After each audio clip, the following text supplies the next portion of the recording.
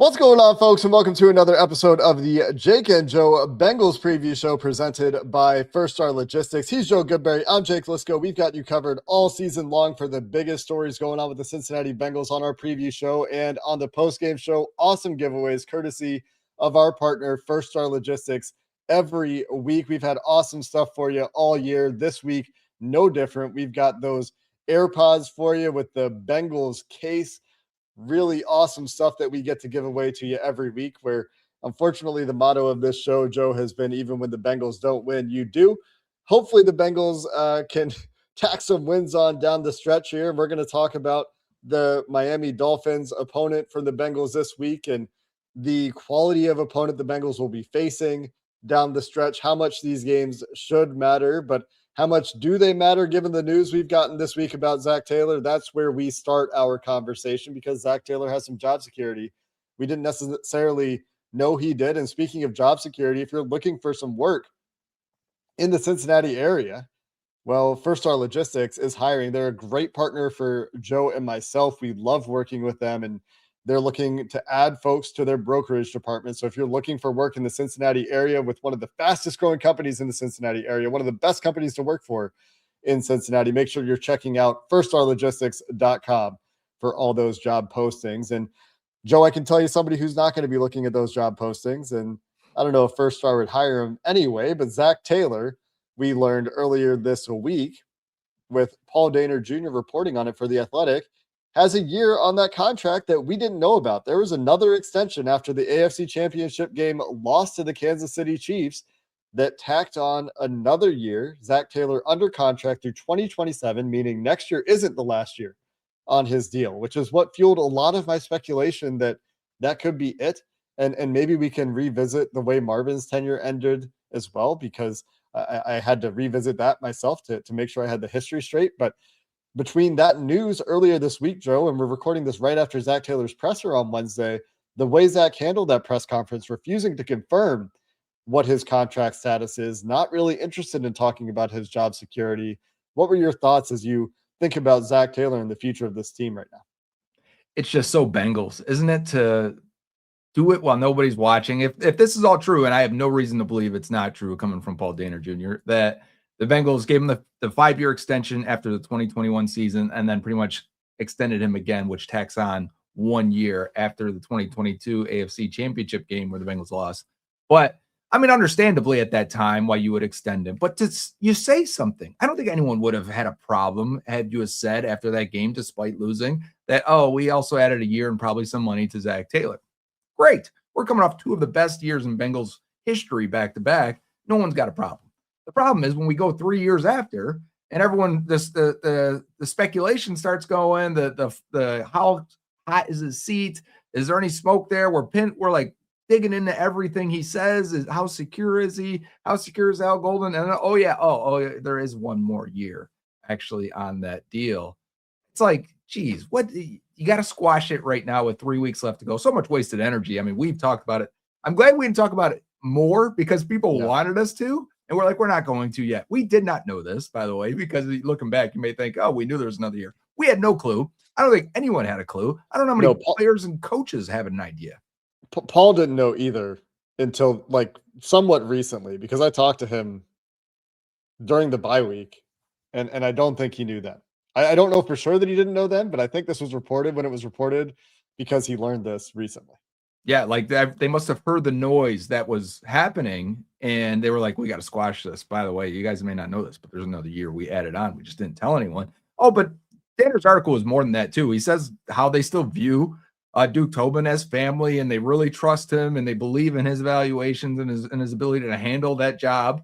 And then Al Golden, they want to see it through and give him that other year, which makes a ton of sense that Zac Taylor has another year. Zach's tied with Al Golden in a lot of ways, to let that play out for 1 more year. And they've seen the improvement of the defense. And oh my God, I want to rip my hair out at that point of the article. Great article. Good job reporting by Paul Dehner Jr. But geez, what, I can't believe we're here again. That feeling. I mean, we were pretty down, right? We're coming off the week of the Joe Burrow stuff and the loss, getting shut out to the Ravens in a must-win game. We were pretty down on that post-game show. You get 2 days of, we're gonna restart this thing. We're gonna reignite this fire everyone. The Bengals got to get back on track. To nothing is pretty much changing, and they are trying to win these last 3 games to build momentum for 2026. Yeah, we're going to talk about how much these last 3 games should mean. The spoiler is that they should mean virtually nothing if you're Bengals ownership, but the Bengals ownership group has consistently put a ton of importance on finishing season strong, as they've said, around Cincinnati, sending them home happy. I did a Twitter poll just for funsies. Should the Cincinnati Bengals coaching staff remain intact for 2026? There were 4 options for folks to answer. We got 1,866 votes, nearly 24 hours into this survey, into this poll. These are my followers, so, not very scientific and very much in the heat of the moment for people answering this question, right? The first option was keep them all, keep the entire coaching staff intact.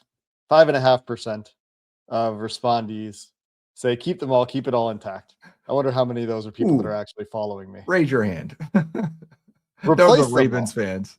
Yeah, the Chiefs fans, the Ravens fans, this couple Bills fans that like to talk trash. Replace them all. The second option here. 83% of 1,866 voters think that this should be it for Zac Taylor. And that's 1,550-ish out of 1,866 voters say replace him. The third option was replace a coordinator. That's down around 7%. The last option was replace position coaches. I just wanted to throw something else out there. Just, okay. There are different permutations here. Like, I want to keep the offensive staff, but replace Zac Taylor and replace the defensive staff, which is something that I'd be interested in because I like the offensive staff. That wasn't an option in the survey, but replace position coaches was at 5%. So I don't know how you pick those other options. I understand the replace a coordinator options, perhaps, like not very realistic given where the Bengals are. But if that's any representative portion of the Bengals fan base, and these are probably more hardcore fans, the people listening to us at this point in the season, people interacting on social media at this point in the season are the more hardcore fans. That's still a whole lot of people.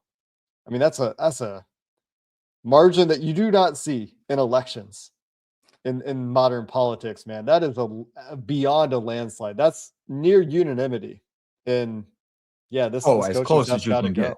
Yeah.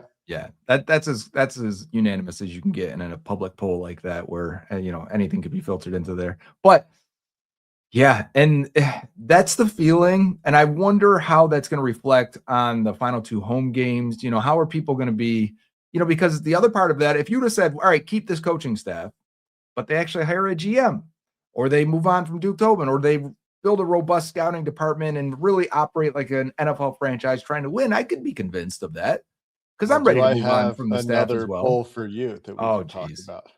Keep going with your point. All right. We'll get so if that was the option, I could be convinced of that and see the upside and be like, you know what, Zac, with better personnel decisions, because we can run, and let's do an off-season show eventually, First Star, make sure you get Jake and Joe on an off-season show. We can run the mistakes of the last 5 years that they've made to lead to where they're at. And many of them, almost probably all of them, are personnel decisions.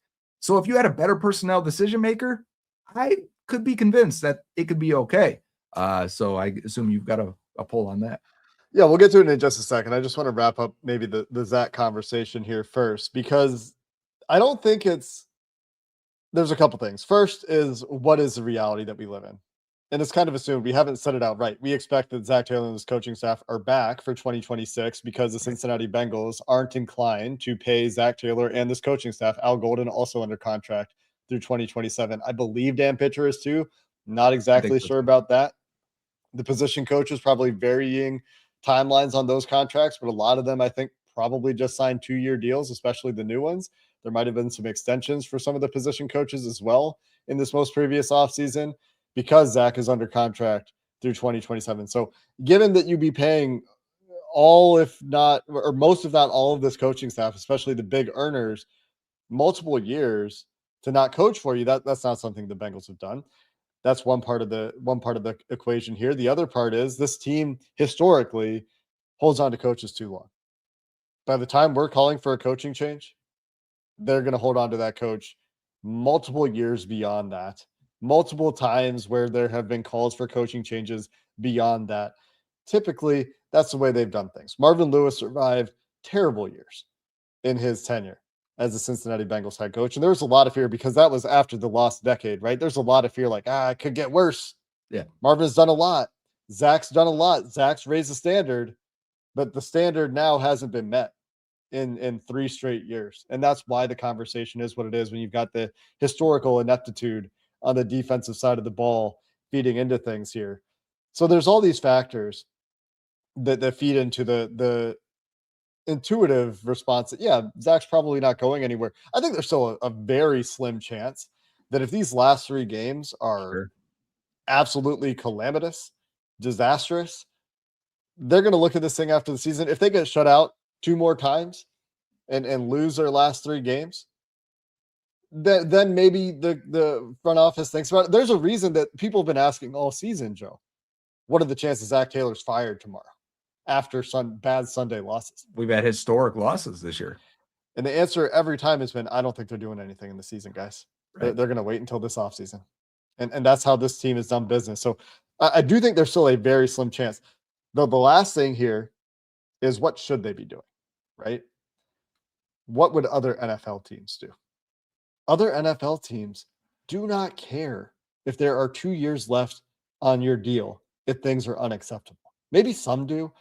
Maybe there's like 2 other teams that would operate this way. The Bengals are unique in the way that they hold on to coaches too long. And there are 2 polls here that are at either extreme, a bad place to be, holding on too long or just going through them every single year. We've seen the Browns do that, obviously, and some other teams as well that stay bad. So you got to find the middle ground. It's hard to find the right time to make these changes, but it can be rewarding.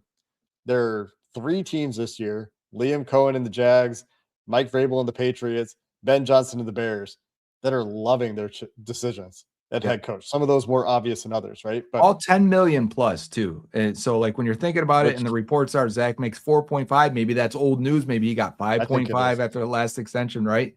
Yeah. And the one we didn't know about, but still that's half of what these new guys got here. And these, to piggyback off your point, these other teams do not care. $10 million to waste on 2 years left of Zac. Who cares? You can blow $10 million on a free agent signing all the time. The problem is that's the shared revenue cap, and this is, money they count on in their pockets. This is money that they can spend however they want. They can, and they're showing you how they want to spend it. They don't want to spend it. Yeah, right. The Bengals should be considering the question, and James Rapine asked this question this week and has been asking it for a couple of weeks now. Does Zac Taylor give you the best chance to win in 2026 and going forward? Does Duke Tobin give you the best chance to win? Does Katie Blackburn negotiating contracts give you the best chance? We know the answers to win. We know the answers, but they're not even asking the question, man. I mean, they probably are in their own way, but they're not honest with themselves enough about this or able to understand reality well enough in some cases, perhaps, because their definition, you hear all the time, or you see these arguments, they don't want to win. And then you hear people who cover the team or who have worked for the team. Of course they want to win. Mike Brown wants to win more than anything. And I think that's true. It's just, right. We've said time and time again, they want to do it their way. They don't care what you think. They're going to do things the way they've done things, despite the fact that it's never worked. They've been to 3 Super Bowls their way. They must feel like, man, we've just been unlucky. I think Mike there's Brown a lot has said of that. He said, we just need the ball to bounce our way. We just need a little luck. We just need a guy to catch a ball or a call to go our way late in a game. That is a bad process. My buddy and I, my best friend, right? And he's a big Cowboys fan. Very similar. Cowboys have a lot of money, right? But very similar in terms of the GM still being the owner. meddling and not having a great process in a lot of ways. Family run business, right? And we talk about this a lot, how the process can be good for other teams because he's just like me. He focuses on the rest of the league. And he's like, the process is good for that team. Results haven't been there. I think most Bengals fans would take something like that, a team trying and keep churning and keep looking for the answer and maybe striking out at quarterback. The Browns who's may the be an best? example. That's May a be an tricky example. example. It is because Haslam is still meddling too. He is. You're right. But there are other teams you can see, and it's different for every situation too, because some teams, when they get their quarterback, they flip and they say, take the Bills as an example. They get their quarterback and they go, now we got to do the right things. Now we got to spend money. Now we got to advance everything that we're doing and go for it. Whereas the Bengals have a bad process and sometimes get good results. And there were people that hinted at this. Carson Palmer did as well. I watched that interview from the Super Bowl just yesterday. Someone retweeted it in my timeline, and I said, why not? I'll watch it. But there were other people that man. It was a tough watch, but because it was prophetic. But there was other people that have said at that time, the Bengals are going to learn the wrong things from this 2021 and 2022 seasons. And it's probably true. They're probably looking at this and saying, we've done it. We know our process works. We know it can lead us to where we want to be. If we just get one more play or we build a better team or we get lucky when we get to the end, we know Zac Taylor can get us there. We know Duke Tobin can draft well enough because he's had 3 to 4 year stretches and it did it. And with Andy Dalton, and he did it, to get them to 2021, 22, where they can build a good enough roster. But is it overall actually a good process? In their bubble, they probably think they can replicate that. The chances of doing it are so slim. And I thought about this after Zach spoke on Wednesday, where he was like, nobody said these things in 21 and 22 that that we can't do this or we can't do that. And saying like all the headlines now, why weren't you guys saying this in 21? Many of us were. The guys that are watching this show, the diehards, the hardcore fans, many of them were saying, you guys still need to do this. You still need to do that. We pointed out numerous things. We still want to see many of these steps be taken, even if they bring back Duke, Zac Taylor, and the entire staff, and the majority of these players are under contract. There are so many steps they can take that can improve their process and actually improve their chances of getting there. The problem is I don't have any confidence they're going to do those things. I'm trying to find the last time they had a stretch of success drafting when they weren't picking at the top of the round, because you're talking about, they've had years where they've put together multiple drafts that have found, it was the early players. Dalton era. The 12 and 13 were really good. 14 and 15 stunk. So that's exactly it. It's 12 and 13. They pick and even multiple picks. They had like 10 or 11 picks the one year. 2012, they go Drake Kirkpatrick in the first round, trade back, take Kevin Zeitler. Devin Still, Mohamed Sanu. That's a Marvin Jones draft, George Iloka. So they get a bunch of players out of the draft. And even then, there are some picks at the time where we're like, man, what are you guys doing? Yeah. And that's because they traded Palmer, Keith Rivers, and Chad Ochocinco at that time to get 3 more picks. And they used those picks to acquire more talent. The following year, they also had 2 second-round picks. They go Tyler Eifert, Giovanni Bernard, and then the head scratcher that they seem to always have, Marcus Hunt. Sean Williams was a solid player. Really not much else in that draft. Rex Burkhead played for a while in the NFL. But they didn't use him until the end. His success wasn't with the Bengals. The other example, I mean, you could go 2010 and Jermaine Gresham, Carlos Dunlap, Jordan Shipley, Geno Atkins. That draft, obviously fantastic. But, I mean, we're going back 15 years. We're going back over a decade to find the last time there was a draft where the Bengals weren't picking in the top 10, where we're really pleased with the results. And DJ Turner is a player that we like from the 2023 draft. Chase Brown has been good. Andre Yosevach for a 6th-round pick has exceeded expectations despite this year. Like Amarius Mims from last year's class, that might be all they end up getting out of 2024. And we'll see. There's a long way to go for some of these other guys, but the idea that they can do it because they've done it, that's not the takeaway we should have. We need to be looking at the preponderance of evidence here, not just a few strikes of lightning that, the ball maybe did bounce your way and you didn't know it because you're looking for that one extra bounce that's going to win you the big game when you've had some bounces to get you there in the first place. Yeah, and that sounds like a big off-season episode too, because I did already do a study and I just put it in the drafts for later of, I think I did the last 20 years of drafting for Duke Tobin, or for the Bengals, and what the expectation approximate value is from Pro Football Reference for that pick and that range of picks versus what they've got in the first, middle, or later half of every round. And it is what if you believe they pick better in the top 10, they do. And it says that, but we can go deeper on that in the offseason.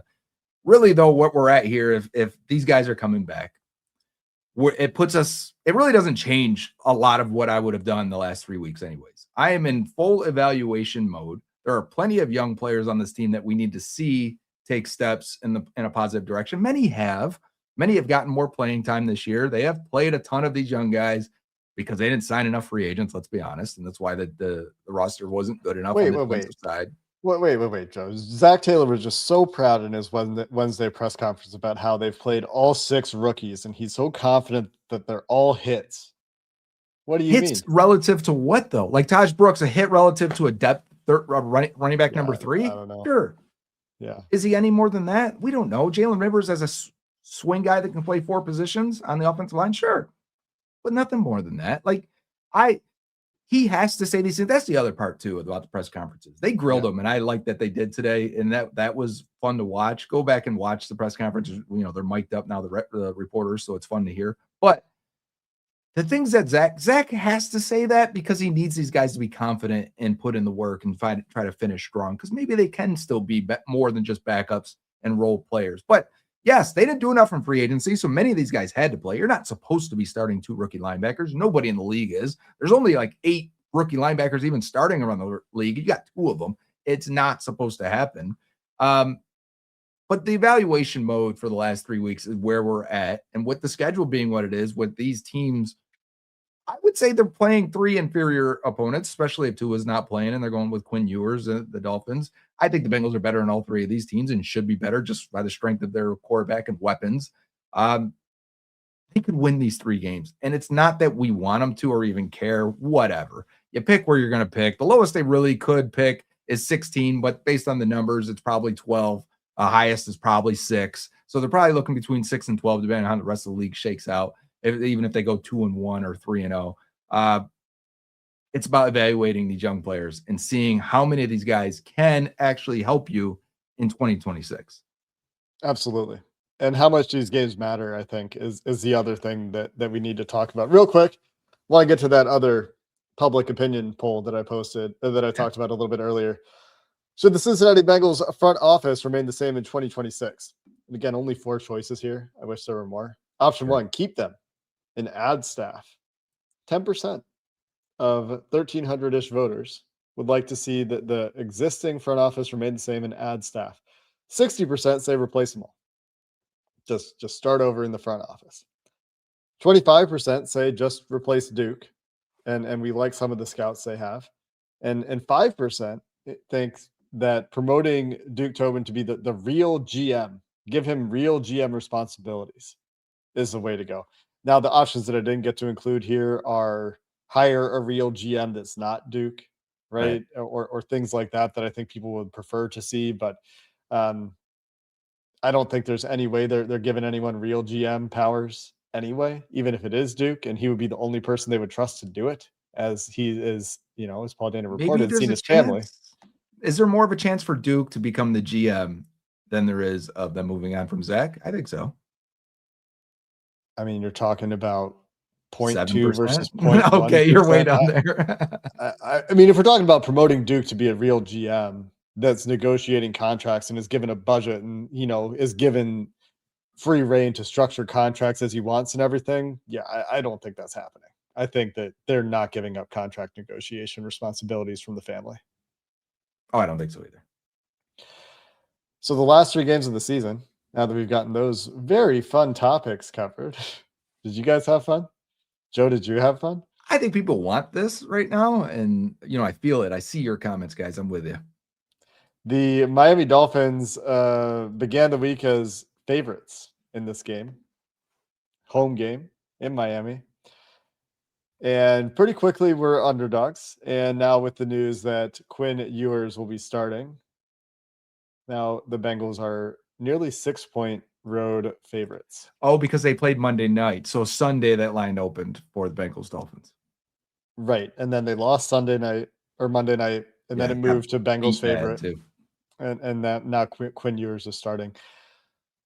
The Bengals play 3 backup quarterbacks, or worse, the rest of the way. Guys that may or may not be in the NFL for very long, may or may not start after this year. Jacoby Brissett probably will continue to find starts here and there for the Arizona Cardinals. He's actually been pretty good. But Tua Tagovailoa not starting for the Miami Dolphins. So you get Quinn Ewers, who knows what his future is in the league. We get to talk about the backup quarterback making his first NFL start against the Bengals storyline again this week. Then you get the Jacoby Brissett Cardinals, who didn't they start pretty strong? They've just been spiraling. Is that they were 2-0 to start the season, and like the Bengals since then have won 1 game. Yep. So there you go. And then they finished with the Browns, and obviously Shedeur Sanders has been, outside of 1 game against the Raiders, an absolute disaster. And so when we're talking about evaluation, fans, some of them may disagree with that assessment, but I agree with you. All right, disagree away. Right, hang out. Thanks for watching the Jake and Joe Bengals preview show presented by First Star Logistics, Browns fans. We talk a lot about how much these last 3 games should matter when you're evaluating individual players, where I think it matters a little bit more when you're evaluating the overall success of this team, especially on the defensive side of the ball. Because last year, they're starting to figure some things out on defense. Well, they played a bunch of bad quarterbacks. They played a bunch of terrible offenses.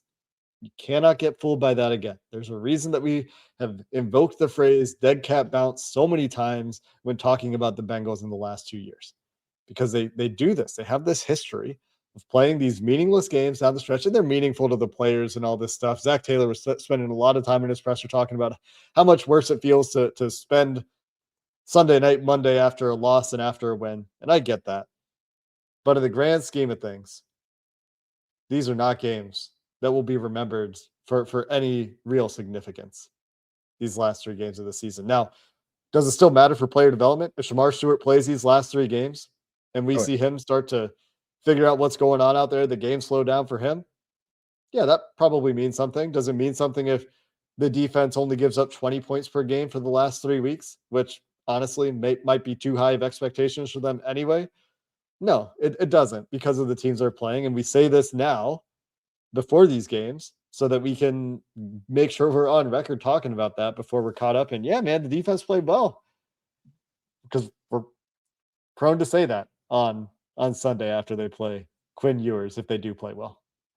Yeah, you're right. That's a good summary of what the process is for the final 3 weeks and what the expectations are. You zoom in more. What we mean, you zoom in directly on that player. You try to isolate them. You put the microscope on them, and you say, all right, how does this guy look now? Does this look like a capable starting player? It looks like you've got some Myles Murphy film right here, which Bengals on the Brain had a episode on Myles Murphy. We also talked about other players. Demetrius Knight up for Pepsi Defensive Rookie of the Week. But yeah, you zoom in on these guys, and I want to see how they play individually. Barrett Carter, Demetrius Knight, Jordan Battle, Myles Murphy, Chris Jenkins, who Zach said will not play this week. He was he was straight on that. It might be a couple weeks, might be out for the season. Who knows? I don't know what's going on with him. Did not say. But Murphy had a lot of flashes. That one there where, Rosengarten ends up on the ground. A lot of flashes, and you want that. The flashes need to be consistent. They won't need to be the high-end type. We talked about the difference of beating a tight end and a fullback versus beating a tackle and the evaluation of what that's worth. That's why I try to do the full film review of saying, like, that's a good play. That's worth a lot versus, that's good. We'll take it. We need guys that can make plays when it's there and presented to you, but it's not worth a ton. So the microscope will be on. We're going to have normally at this point, we're watching clips of the upcoming opponent. I don't care about the upcoming opponent anymore for the rest of the year. It's really about our guys and which of them can you build around or use in the future. Yeah, what were your, just to tease it, primary takeaways, Myles Murphy and Demetrius Knight in that game, where they make some big splash plays, and we still have the questions as to how they fit in for the future? So I'll talk big picture to make it different than the episode where I really focused on that one game. But big picture, Myles Murphy now in year 3, he's definitely better. The issues that he has had where it's hand usage, stringing moves together, counter moves, and he's kind of tight-hipped and very tall, very leggy. So I don't think at times he can bend and turn the corner as well as I would like for a guy that definitely looks athletic and fast. Get off is very, very good. Length, love that he has that. His demeanor, I think, is the biggest improvement, where it seems like he's playing harder, tougher, with better awareness, understanding where the ball is going, where blocking is hitting him. He can still get caught on those multiple times per game. And I think that happens on big plays. We gave up probably 2 big plays in this game because I saw someone say, why was his PFF grade only in the 50s? Well, he gave up the big touchdown to Ali on the blitz, and he also gave up a big run to Derrick Henry on a pitch to the outside that he's got to stay to the outside for. So there's still those plays wrapped in there. He's not expected to be perfect. But when I'm putting the microscope on him, I want to see the hand usage win with more consistency. I would like to see different moves from him and see that he's growing in that area. I think he's taken steps. Is he a good level player with those things? I don't think so yet. I wouldn't classify him as a good pass rusher. He's gotten a little bit better against the run, though. And that's if you're a C+ pass rusher, but yet you can be a C+ or B- run defender, I can take that. We did that with Sam Hubbard for a long time. His run defense bordered on A, so that really, carried his pass rushing lack of big plays there. But to get to Demetrius Knight, well, we've only got 1 year here, and I thought he consistently through the entire season, while his playing time has kind of dipped a little bit and his package kind of filed down a little bit the last few weeks or last month and a half, he has been very, very fast and physical to the ball and a tackler that goes through the ball carrier very often. I like his energy. I like the power he plays with. I like the speed when it triggers for him. When he pulls the trigger, when he shoots his gun, he is very decisive, quick, and fast and physical to the ball. And I like that. It's his indecision and it's his a lack of awareness and really polish that isn't there. And then the big negative is how he takes on blocks and how he tries to avoid blocks. If you can iron those things out in that first set of the mentals, should get better with experience.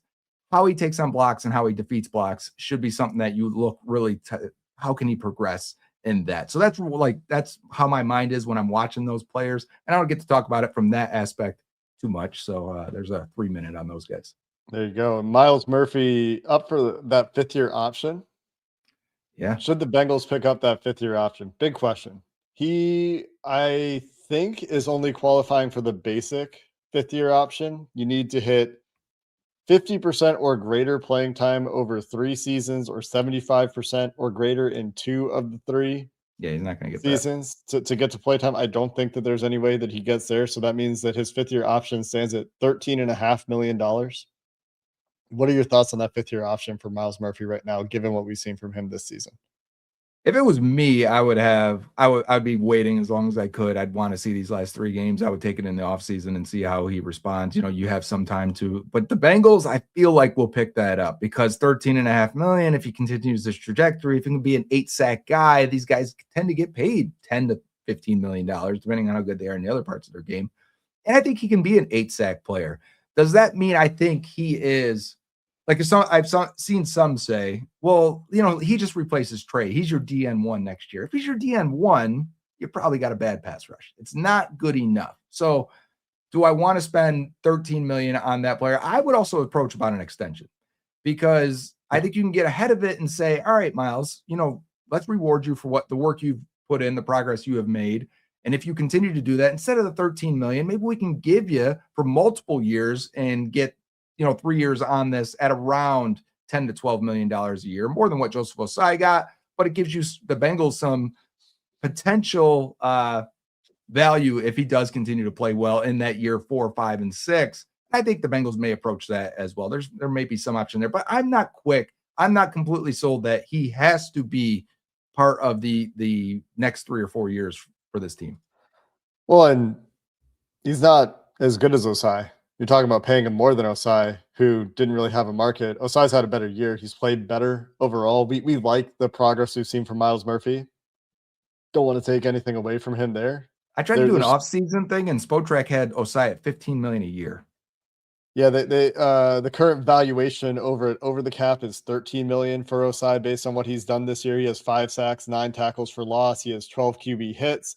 Miles Murphy, they've got at 4.5 sacks, 4 tackles for loss, 8 QB hits, and both guys have played roughly the same amount of snaps. There's a little bit more Ossai's playing better time for against the Joseph run Ossai. too.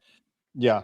So when you're talking about the future for Miles, the valuation over the cap for his play this year is $8 million, which is about what Joseph Ossai is getting paid this year. So it's a little bit more. Ossai got 6.5 this year. I like the idea, and we'll get there. This is an off-season conversation, but since we talked about Miles, I was curious to get your take on the 5th-year option. Incentive laden, 2-year extension, something like that. Buyout. You get the 5th-year option year. You're going to have to pay him some because that 5th-year option is $13.5 million. He would just So you wait can for the say, 5th-year I'll just bet option. on myself Yeah, exactly. and go to free agency then. Or you can talk to me after that 4th year. But if you can do something where you give him a couple of years, you give him something, and you find a middle ground, it could be a case where that makes sense. And it reminds me a little bit of like arbitration in baseball or whatever, when you buy out the arbitration years, right? And you give the player a little bit of something, but you settle somewhere in the middle because you're kind of hedging your bets against the risk of the arbitration number going way up versus what you think the player is right now, what they've done so far. And yeah, so we'll see how he finishes the last couple of games. I mean, I don't know who's healthy right now for Miami's offensive line, but against Quinn Ewers, like, go have yourself a day, Miles. Go have yourself a day against some of these quarterbacks, Quinn Ewers, and especially the Browns with Shedeur Sanders, the way that he likes to drift out of the back of the pocket. Like, there's an opportunity for these guys in the last couple of weeks to show that, yeah, against bad offenses, at least, they should be winning. The expectation should be high for the defense, and that's where it is this week. Maybe we should talk about Joe Burrow a little bit too for the remainder of the season. So a couple of things here as we wrap up and we get to the offense and the expectations there. The indication from Zac Taylor was that T was going to practice on Wednesday. He's still in concussion protocol. Don't know if he will be getting through it this week or not, but we'll keep an eye on his status. You should keep an eye on his status between now and the game. We're recording this, of course, on Wednesday. Apparently, Jamar Chase was taking some punts on practice on Wednesday. Because they did claim a punt returner, kick returner. Charlie Jones is hurt. Yep. Don't expect to see Charlie Jones this weekend. Amarius Mims was out there, so that's good news. I think Amarius Mims is one of the bigger bright spots for this team this season, period. He has actually gotten better each week. Like that Denver game, and then from there, he has been a great trajectory. Absolutely. Agree. I think Amarius has lived up to his first-round status. Excited for his future. And probably somebody we should be talking about more. Joseph Ossai not practicing on Wednesday. Chris Jenkins, you mentioned earlier. I think those are all the status reports. Shamar Stewart, of course, out there trying to get back. Doesn't look like BJ Hill is in uniform, but I think that's probably he gets his vet day, a veteran day for him. So Joe Burrow played pretty terrible football game. The PFF grade, surprisingly good. I don't know what happened there. They gave him some big-time throws on the Mitch Tinsley drop and on the deep ball for Jamar Chase that was incomplete. Those were both considered big-time throws for Joe. And PFF doesn't negatively grade you for setting the protection wrong. They might negatively grade you for taking the sack, but I don't think that they are grading the quarterback on setting the protections or getting involved. They're grading the throws that happen, not necessarily the throws you turn down. Anyway, don't think Joe Burrow played very well. And we're recording this before he talks on Wednesday between the Zac Taylor and the Joe Burrow press conferences, but got to be better. And I hope he's all right. I do want to say that because there's been a lot of speculation over his mental health. I hope he's all right. I hope he's getting what he needs off the field. If it is off the field stuff that's bugging him, I think he just doesn't like losing. I still think that's probably what it is. And I still think it's on the Bengals to find a way to put this team in a better position for him to win. But the expectations for this offense in the final 3 weeks, sky high. I had high expectations for this offense against the Ravens, and they fell woefully below them. The next couple of weeks, before that Myles Garrett game in particular, these defenses should not be posing significant problems to you if you're Joe Burrow. These pass rushes should be allowing you to operate and use that superpower. The Ravens honestly should have too. It wasn't a great game for them in protection. Some of that was on Joe. Some of that was on the lineman, but high expectations for this offense. Yeah. If Burrow was as sharp as normal and the protection was sharp, The Bengals, I mean, based on there's 4 or 5 touchdowns left on the field with guys running wide open. That could have been a much different game. You've mentioned expectations a few times, so I'm gonna piggyback off that. I agree. Like if you're gonna go out and win, so the Bengals mindset, Zach, they want to go out and win and finish strong and finish on a high note. Great. We can't control whether you want to win or lose and all that. All that stuff is irrelevant. The games get played either way. Someone's got to win. If that's the expectations are sky high. This offense better finish strong, finish fast, look efficient. The running game needs to look good. Burrow needs to look good. The weapons need to be heavily involved early, often. The red zone should look much better. We need it to be better. Things that you can actually, if you can carry anything into the next year, which we didn't even get to, that might not even be a thing that actually happens. It's not a thing. Right.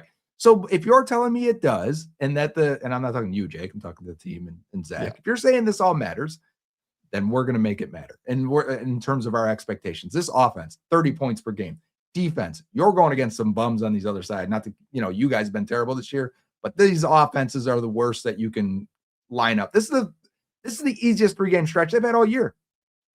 It needs to look like that. These guys need to perform well. They need to look good under microscope. I want to see the best 3 games they've had. Do I care if they win? Do I want the highest draft pick? Of course I want the highest draft pick. That stuff but we have no control over that. What we can do is evaluate the talent and how well they're playing and how well this coaching staff can scheme things up because they're going to be here. So, the expectations are high. These are bad teams we're playing, man. Yeah. Like I said, we shouldn't be reading too much into the results here unless the results are bad. If the results are bad, if there's another defensive performance like we saw against the league worst offense in the NFL New York Jets earlier this year in a game that effectively killed the Bengals season. I know they still had chances, and we talked about those chances, but effectively killed the Bengals season. Like, you had to win that game if you were going to have a shot when Joe Burrow got back. That was, at the time, the easiest game on their schedule. These are opponents like that. Maybe not Miami, but probably Miami now that they've pulled their quarterback. Like, Devin Achane. And waived Matt Judon. I mean, they're pulling the plug. Yeah. Zac Taylor talking about tanking and having such a strong response to tanking. Meanwhile, Miami's over here changing their quarterback, dropping Matt Judon so he can go try to play for a team. And, Devin Achane probably still poses the Bengals problems in this game. Like, there's probably still going to be some issues on defense. He's a very explosive running back. Miami still can put together a fun running game. I think that they have one of the higher graded running games in the NFL for PFF. Jalen Waddle, he's probably still going to make somebody look dumb at some point. Paul and pass protection. Man, we talked about him a ton. He's been great in pass pro. Yeah. Miami, one of those teams like the Bengals, though, that has had tackling issues this year. They're in the bottom 10 for PFF for tackling grade. They are the lowest graded team in the NFL in pass rush. When I talk about this is a team that the Bengals, they should be able to protect. These next 3 teams. Yeah. Other than, Browns, obviously. Yeah, the Browns can get after the passer. No doubt. But the Dolphins and the Cardinals, 2 of the worst pass rushing teams in the NFL, which is why when people ask, like, what would you do with Joe? I'd let him play the next 2 weeks. I don't know if I need to see him against Myles Garrett. Right. I don't know week if I need 18, to see you that. know what? We don't need it. Especially if Myles is still trying to tack onto that record or get that sack record. Like, I'm good, man. Let's get Joe out of the season healthy at that point, and we'll revisit that issue probably then. But the next 2 weeks, this protection should look great. They should look great throwing the football. They should be able to run the ball. I mean, Miami is another team that is going to be mediocre. They've gotten better, though. So I looked at this because they were terrible in the beginning. They got 2 nose tackles, basically, that are rookies, Phillips and Grant, and they've gotten better throughout the season, so their run defense has slightly improved. Sure. That's great. The Bengals should be able to throw the ball. Yeah, they should. Right? Like, we just saw Aaron Rodgers dice these guys up. You shouldn't be starting 2 or playing 2 rookie nose tackles. Like, you shouldn't be playing 2 rookie linebackers. I just wanted to, because I care about the rookie classes and see how they develop. Yeah. Same's going to be true for the Cardinals next week. Like, these are 2 games where Bengals offense better put on a show. Bengals defense better look better. And if they continue to look putrid, then that's what really matters. If they look good, that should be the expectation. That should be the baseline. There's no needle moving for me if they look good. And maybe that's not fair. There's no needle moving for me the next couple of weeks if they look good. If they look bad, Can the needle get lower, Jake? It can. I think it can. Not now knowing what we know. I don't Like, know if what they, I don't know what this needle is measuring, but like to me, it's like my confidence in fun, and it's pretty low. I think that if they have more disaster games, then that's gotta be, maybe this is my naivete. There's gotta be a point where this ownership group says, "Man, you couldn't finish strong," like, because they care about that stuff. You They go do. 4 and if they don't win another game, they go 4-13. I mean, previously we talked about, oh, well, yeah, you didn't make the playoffs, but you went, 7-1 with Joe or 6-2 with Joe, which maybe they still do, right? They might still end up 6-2 with Joe Burrow. You can see how ownership can make that argument, right? Yeah. If they win 3, they end up 3-4 with Joe and don't win another game.